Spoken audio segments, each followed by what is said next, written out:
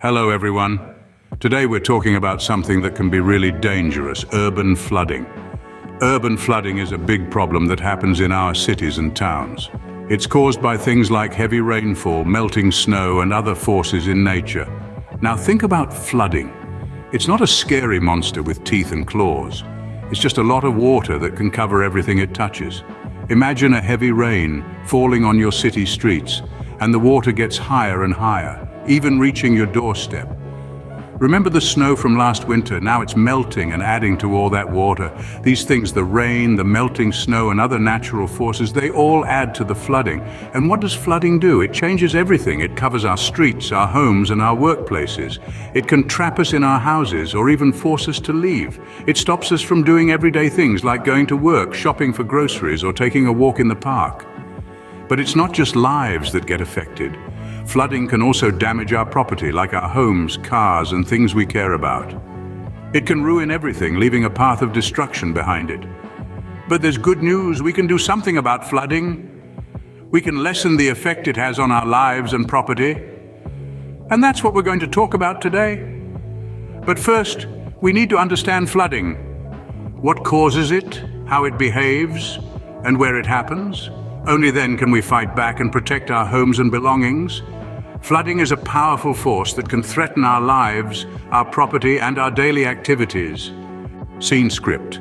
Let's spotlight three major cities, New York, Miami, and London. In the bustling metropolis of New York, intense rainfall has turned the city into a veritable water world. Highways have been transformed into rivers, streets into streams, and airport terminals into lakes. The city administration has issued a stern warning, urging people to stay at home if they can. Governor Kathy Hochul has even had to declare a state of emergency for New York City and some surrounding regions. The city that never sleeps is now the city that never stops raining. Meanwhile, Miami finds itself in a similar predicament.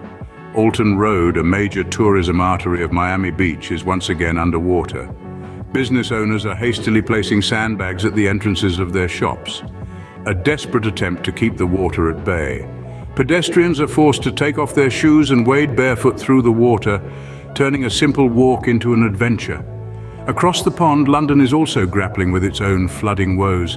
Extensive parts of England are threatened by flooding, with over 1,000 properties nationwide already submerged.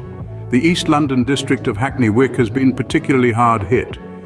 About 50 people were evacuated after a canal overflowed its banks, forcing residents to abandon their homes. And on the Thames, a moored party boat was no match for the heavy rain and eventually sank. The impact of these floods is far-reaching. They disrupt the daily lives of residents, cause extensive property damage, and pose a serious threat to public safety. City administrations are working round the clock to manage the situation, but it's a daunting task. The relentless forces of nature care little for our human constructs and routines. The situation is dire, no doubt about it. But we can't let these floods drown our spirits. Instead, we must learn from these experiences, adapt, and find ways to better protect ourselves and our cities in the future. On the Thames in the British capital, a moored party boat sank after heavy rain. Staying safe during a flood isn't about luck, but being ready. Let's talk about what you can do to be as ready as possible. First, know what's going on. Keep an eye on the weather, flood warnings, and if floods are likely to happen where you live. Regularly watch or listen to weather and take seriously any alerts from local authorities. Now let's discuss why it's important to have a flood safety plan. This plan should be made just for your family. It should show where to go if you need to leave home, who to contact in an emergency, and a meeting place if your family gets separated. A good plan can help keep things from getting too crazy during a flood. Next is flood insurance. A lot of people think regular home insurance covers flood damage. It often doesn't. So think about getting flood insurance to protect your home from the costs of flood damage. If you live in a place where floods happen a lot, think about making changes to your home. Raising your house, installing check valves, and sealing basement doors and windows can really help lessen flood damage. Another thing people often forget about is keeping important papers safe. Things like insurance papers, IDs, birth certificates, you'll need them. Keep them in a waterproof bag or box in a safe place. Another must-have is an emergency kit. It should have water, canned or dry food, medicine, clothes, a flashlight, batteries, and anything else you might need. If there's a flood warning, turn off your electricity and gas. This can prevent shocks or gas leaks, which can make a flood even more dangerous. And remember about your cars. Move them to higher ground or a safe place to avoid damage. If you're told to leave your area, do it. Local authorities know what they're doing. Leaving early can save lives.